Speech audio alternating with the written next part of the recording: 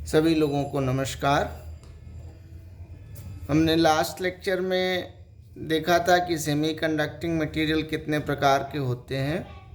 उसमें हमने elemental semiconductors के बारे में भी जाना था और कंपाउंड सेमीकंडक्टर के बारे में भी हम लोगों ने थोड़ा सा डिस्कशन किया था। सभी मटेरियल्स जो हैं, चाहे सॉलिड मटेरियल जितने भी हैं, वो सेमीकंडक्टर हों, कंडक्टर हों या इंसुलेटर हों, एक चीज़ गौर करने वाली है कि एक सॉलिड जो कि कंडक्टर है और एक सॉलिड जो कि इंसुलेटर है। इंसुलेटर या कुचालक मान लीजिए क्वार्ट्ज है और चालक मान लीजिए आपका कॉपर है। तो हैं तो सारे सॉलिड, लेकिन एक सॉलिड से दूसरे सॉलिड में आपको बहुत अधिक विद्युत चालकता या इलेक्ट्रिकल कंडक्टिविटी या रेजिस्टिविटी में डिफरेंस मालूम चलेगा। और यह कई orders of magnitude, means around 10 to 12 orders of magnitude, even more than that, इससे ज़्यादा हो सकता है ये डिफरेंस। तो इसको समझें कैसे कि हैं तो सारे सॉलिड ही, ठोस पदार्थ हैं, लेकिन एक सॉलिड से दूसरे सॉलिड में अगर हम जाएं तो जो उनके गुण धर्म हैं, जो उनकी प्रॉपर्टीज़ हैं, वो बहुत बदल जाती हैं एक दूसरे से। उस चीज़ को समझने के लिए एक बैंड थ्योरी ऑफ सॉलिड्स यह इस्टेब्लिश की गई, बैंड थ्योरी बताया गया। और यह बहुत महत्वपूर्ण है कि किसी भी व्यक्ति के लिए, छात्र के लिए जो कि अपना कैरियर या इस दिशा में सॉलिड स्टेट फिजिक्स में या मटेरियल साइंस में जो रिसर्च करना चाहते हैं, कि उनको एनर्जी बैंड्स की समझ हो कि ये एनर्जी बैंड्स क्या होते हैं सॉलिड में और यह कैसे बनते हैं। इसके बहुत सारे व्याख्या की जा सकती है। मैं लेकिन शुरुआत यहाँ बिल्कुल सबसे छोटे एग्जाम्पल से करूँगा। फॉर एग्जाम्पल, जैसे हाइड्रोजन मॉलिक्यूल है, तो हाइड्रोजन मॉलिक्यूल H2 में दो हाइड्रोजन आइटम मिल करके एक हाइड्रोजन मॉलिक्यूल या H2 बनाते हैं। तो सॉलिड या ठोस पदार्थ कैसे बनते हैं? ठोस पदार्थ में हम बहुत सारे एटम्स को एक बहुत छोटे आयतन में या वॉल्यूम में कस के बांध के रखते हैं, तो कॉम्पैक्ट फॉर्म होता है। तो इसका मतलब है कि अगर आपको एक सॉलिड बनाना, तो आपके बहुत सारे एटम्स को बहुत पास पास ले आना होगा एक दूसरे के। तो अब जब बहुत सारे एटम्स एक दूसरे के पास आएंगे, तो हर एटम में एक न्यूक्लियस है और उसके चारों तरफ कुछ इलेक्ट्रॉन्स अपने ऑर्बिटल में चक्कर लगा रहे हैं। तो एक एटम और दूसरा एटम, जब दो एटम एक ही तत्व या एक ही एलिमेंट के दो एटम हैं और दोनों बिल्कुल पास पास ले आएंगे, तो जो बाहरी शेल में, आउटर मोस्ट शेल में जो इलेक्ट्रॉन हैं, वो एक दूसरे से कैसे इंटरेक्ट करेंगे, एक दूसरे से किस प्रकार से प्रतिक्रिया देंगे और कौन कौन से बल काम करेंगे, जिसके आधार पर आप ये बता सकते हैं कि जो इलेक्ट्रॉन है और उसकी पोटेंशियल एनर्जी इस नए इन्वायरमेंट में कैसे बदलेगी। तो इसकी शुरुआत सबसे पहले हम करेंगे हाइड्रोजन आइटम से। और जब दो हाइड्रोजन आइटम को हम पास में ला करके एक हाइड्रोजन मॉलिक्यूल बनाने की कोशिश करते हैं, तो क्या क्या घटनाएं उस समय, उस दौरान होती हैं। यह थ्योरी जिसके आधार पर मैं इसकी व्याख्या करने जा रहा हूँ, फॉर्मेशन ऑफ हाइड्रोजन मॉलिक्यूल और हाइड्रोजन अणु के बनने की प्रक्रिया को, इसको बोलते हैं मॉलिक्यूलर ऑर्बिटल थ्योरी। तो हम मान लेते हैं कि दो हाइड्रोजन एटम हैं। ये दोनों फिगर स्केल पर नहीं है, इस नाते आप ये न समझें कि एक छोटा और एक बड़ा है, ये स्केल पर नहीं है। दो हाइड्रोजन एटम हैं और दोनों को हम एक दूसरे के पास में ले आते हैं। देखिए क्या क्या स्थिति हो सकती है। पहले स्थिति में क्या है कि दोनों हाइड्रोजन एटम हैं और वह एक दूसरे से इनफाइनाइट या अनंत दूरी पर हैं। तो उस समय आप जानते हैं कि हर एक एटम में इलेक्ट्रॉन भिन्न भिन्न ऊर्जा स्तरों में स्थित रहते हैं, एनर्जी लेवल्स में रहते हैं, और वो एनर्जी लेवल्स बिल्कुल well defined discrete energy level होते हैं। अब आप क्या कर रहे हैं कि जब दो हाइड्रोजन एटम को पास पास ले आ रहे हैं तो उन ऊर्जा स्तरों का या उन एनर्जी लेवल्स का क्या होगा, ये हम जानना चाहते हैं। इसको जानने के लिए आवश्यक है कि, और वो कैसे जानना चाहते हैं, ये हाइड्रोजन एटम एक ये है, दूसरा हाइड्रोजन एटम ये है, इन दोनों के बीच का दूरी कैपिटल R है।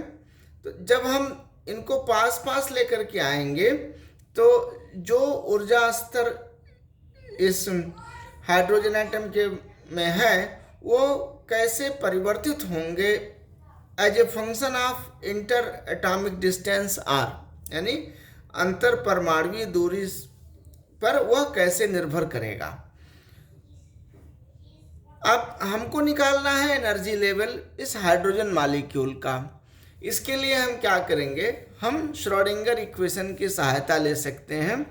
क्यों, इलेक्ट्रॉन जब तक इन और इस लेटेस्ट से यह एटम ए है और ये एटम बी है, तो ए और बी जब दोनों बहुत दूर दूर थे तो उनके ऊर्जा स्तर बिल्कुल डिफाइंड थे और हर इलेक्ट्रॉन का एक अपना वेव फंक्शन था। अब जब हम इन दोनों एटम्स को बिल्कुल पास में लेकर के आ रहे हैं तो यह वेव फंक्शन इस इलेक्ट्रॉन का और इस इलेक्ट्रॉन का वेव फंक्शन दोनों एक दूसरे से इंटरेक्ट करेंगे और एक नया वेव फंक्शन बनेगा। क्यों बनेगा, क्योंकि अब इन दोनों के बीच में एक बॉन्डिंग हो गई है। तो इलेक्ट्रॉन के चारों तरफ का जो वातावरण है, एनवायरनमेंट है, वह बदल गया है। तो उस बदले हुए वातावरण में पोटेंशियल एनर्जी इलेक्ट्रॉन की क्या होगी, कैसे निकलेगी, उसके लिए हमको श्रोडिंगर इक्वेशन को सॉल्व करना पड़ेगा। वहाँ से हमको वह वेव फंक्शन मिल सकता है और उसके द्वारा हम फिर वो पोटेंशियल एनर्जी का वेरिएशन डिस्टेंस यानी इंटर एटॉमिक डिस्टेंस या अंतर परमाणुवीय दूरी के आधार पे हम बता सकते हैं। तो इसकी शुरुआत करते हैं। जब R बिल्कुल इन्फिनिटी है, बहुत दूर है, तो आप जानते हैं कि हाइड्रोजन एटम में एक इलेक्ट्रॉन है आउटर मोस्ट ऑर्बिट में। तो इलेक्ट्रॉन की एनर्जी हर एक एटम में जो कि बहुत दूर हैं, इस कंडीशन को ओबे कर रहे हैं, -13.6 इलेक्ट्रॉन वोल्ट होगी। अब आपने क्या किया है कि दोनों एटम्स को आप बिल्कुल पास पास लेकर के आए, तो वहाँ कई तरह के बल कार्य करेंगे। जैसे यह A है इलेक्ट्रॉन और यह A एटम है और ये B एटम है। तो इलेक्ट्रॉन जो कि A एटम का है और इलेक्ट्रॉन जो कि B एटम का है, दोनों एक दूसरे को प्रतिकर्षित करेंगे या रिपेल करेंगे। इसी तरह से दोनों के नाभिक एक दूसरे को प्रतिकर्षित करेंगे या रिपेल करेंगे। लेकिन यह इलेक्ट्रॉन A एटम का B एटम के न्यूक्लियस से आकर्षित होगा। इसी तरह से B एटम का इलेक्ट्रॉन A एटम के न्यूक्लियस से आकर्षित होगा। इसके अलावा यह इलेक्ट्रॉन अपने न्यूक्लियस से भी बंधा हुआ है और यह इलेक्ट्रॉन अपने न्यूक्लियस से बंधा हुआ। तो इस तरह से आप देख रहे हैं कि जैसे ही दो एटम्स को आप पास में लाना शुरू करते हैं, बहुत सारे बल आकर्षण और प्रतिकर्षण के या कहें आप अट्रैक्शन एंड रिपल्सन के काम करना शुरू कर देते हैं। तो अभी जो बॉन्ड फॉर्मेशन हो रहा है दोनों हाइड्रोजन एटम के बीच में, ये हम इसको समझ सकते हैं कि यह इलेक्ट्रॉन जो कि इस जब दोनों हाइड्रोजन एटम बिल्कुल एक दूसरे के पास पास में आ गए, एक इक्विलिब्रियम डिस्टेंस पे पहुंच गए, तो वहाँ पर इलेक्ट्रॉन का बिहेवियर कैसा है। अब जो नया वेव फंक्शन जनरेट हुआ, जैसे मैंने कहा कि इस इलेक्ट्रॉन का अपना कोई वेव फंक्शन था, इस इलेक्ट्रॉन का अपना वेव फंक्शन था, और जब आप इन दोनों को पास पास में ले आए तो इलेक्ट्रॉन का एनवायरनमेंट बदलने लगा। उसकी वजह से चूँकि अब इन दोनों इलेक्ट्रॉन के लिए एक नया वेव फंक्शन बन जाएगा, क्योंकि आपका मॉलिक्यूल बन गया है।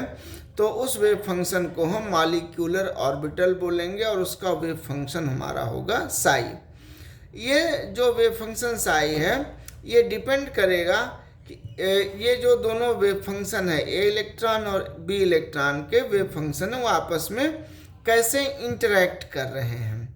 और इस साई को, जो मॉलिक्यूलर ऑर्बिटल साई है, इसको अब आप यह कह सकते हैं, जब एक बार मॉलिक्यूल या अणु बन गया, कि इलेक्ट्रॉन का वेव फंक्शन है मॉलिक्यूल के अंदर। यहाँ पर जो वेव फंक्शन था वो इलेक्ट्रॉन का वेव फंक्शन था एटम के अंदर।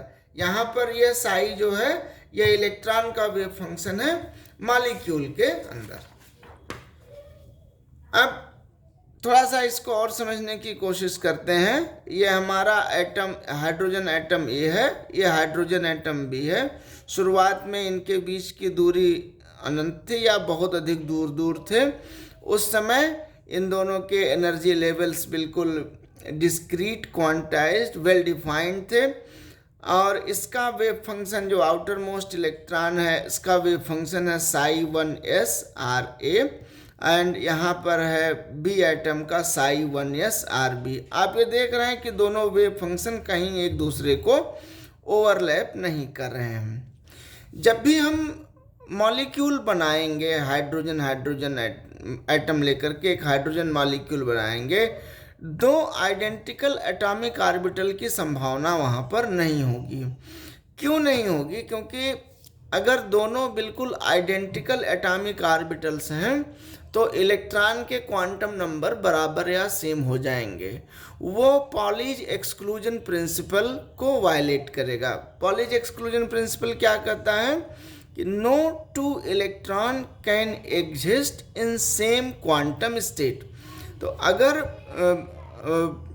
आप दोनों एटम्स को इस तरह से लेते हैं कि उनके एटॉमिक ऑर्बिटल्स आइडेंटिकल हों तो उनके क्वांटम नंबर सेम हो जाएंगे, और वह एक वायलेशन होगा पॉलीज एक्सक्लूजन प्रिंसिपल का।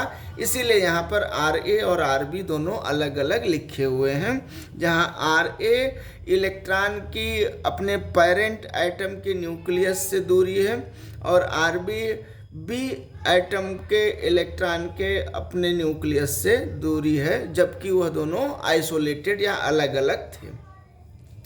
जैसे ही आप उन दोनों को पास में लेकर के आएंगे तो ये दोनों इलेक्ट्रॉन का जो वेव फंक्शन है वो आपस में इंटरेक्ट करेंगे, ओवरलैप करेंगे, और ओवरलैप करने के फलस्वरूप आपको यहाँ पर दो नए वेव फंक्शन मिलेंगे।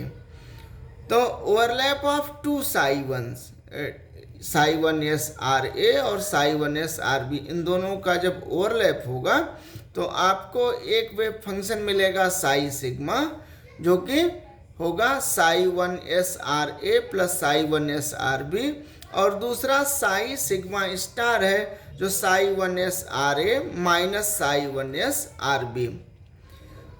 क्यों ऐसा हो रहा है? क्योंकि ये जो दोनों वेव फंक्शन हैं आइसोलेटेड एटम के, वो दो तरह से ओवरलैप कर सकते हैं। कैसे? एक जो कि इन फेज ओवरलैपिंग होगी, यानी दोनों या तो पॉजिटिव हो वेव फंक्शन या दोनों नेगेटिव हों। तो यहाँ पर आप देख रहे हैं दोनों वेव फंक्शन पॉजिटिव स्टेट में हैं, और इस नाते ये जो ओवरलैपिंग है वह इन फेज ओवरलैपिंग है। लेकिन दूसरी स्थिति में क्या है कि जहाँ आउट ऑफ फेज ओवरलैपिंग है, इसमें एक वेव फंक्शन पॉजिटिव होगा और दूसरा वेव फंक्शन नेगेटिव होगा। तो ये आपका दूसरा वेव फंक्शन हो जाएगा मॉलिक्यूल के अंदर इलेक्ट्रॉन का Sai sigma star psi1s Ra minus psi1s Rb। तो ये जो दोनों नए वेव फंक्शन हैं, अब मॉलिक्यूल के अंदर इलेक्ट्रॉन कैसे रहेगा उसका निर्धारण करेंगे। अब हमारे अलग अलग एटम की बात खत्म हो गई, अब हम मॉलिक्यूल की बात करेंगे।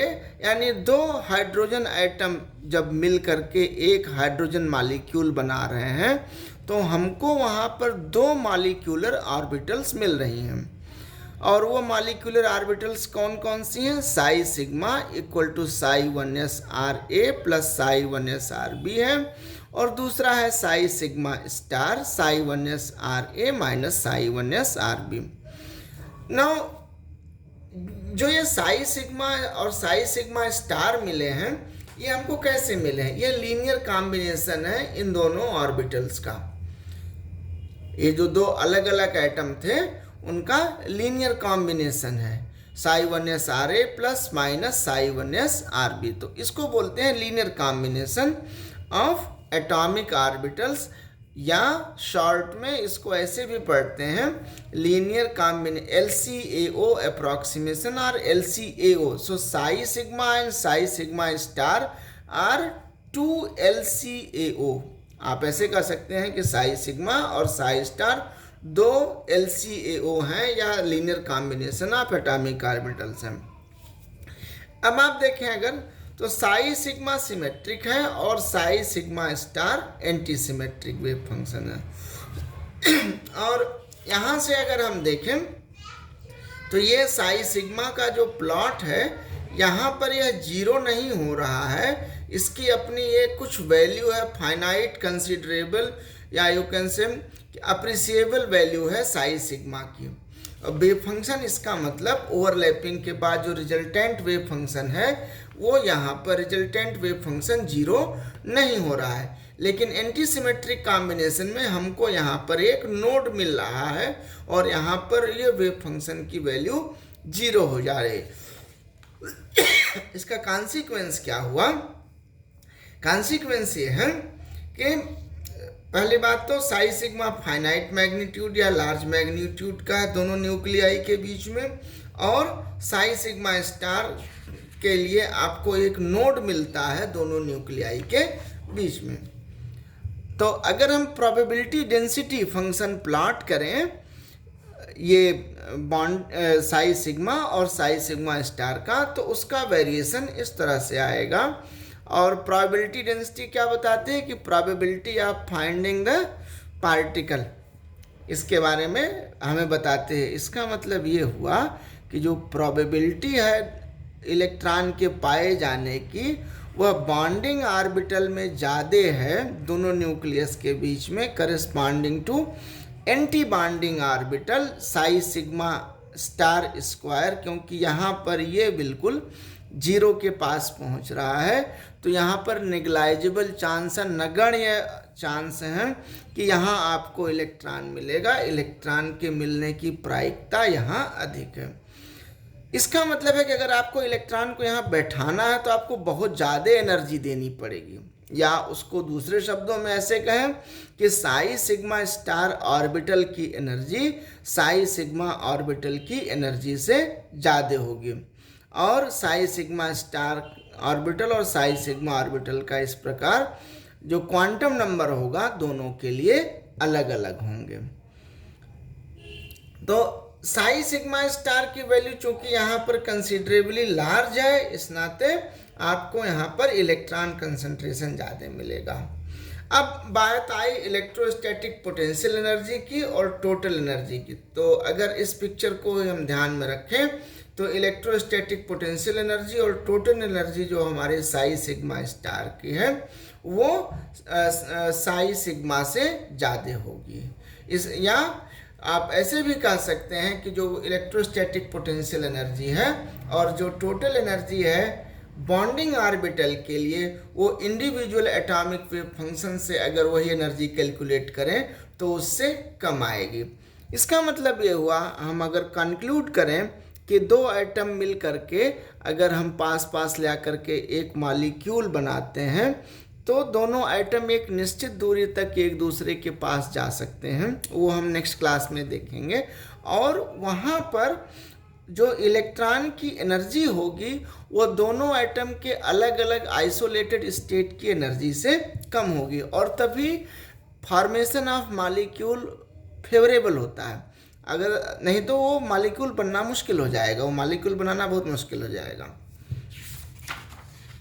तो आज के लिए बस इतना ही, और मुझे उम्मीद है ये आपको अच्छे से समझ में आ गया होगा। अगर कोई डाउट है तो आप कमेंट बॉक्स में लिख करके मुझे भेज सकते हैं। आपका बहुत बहुत धन्यवाद।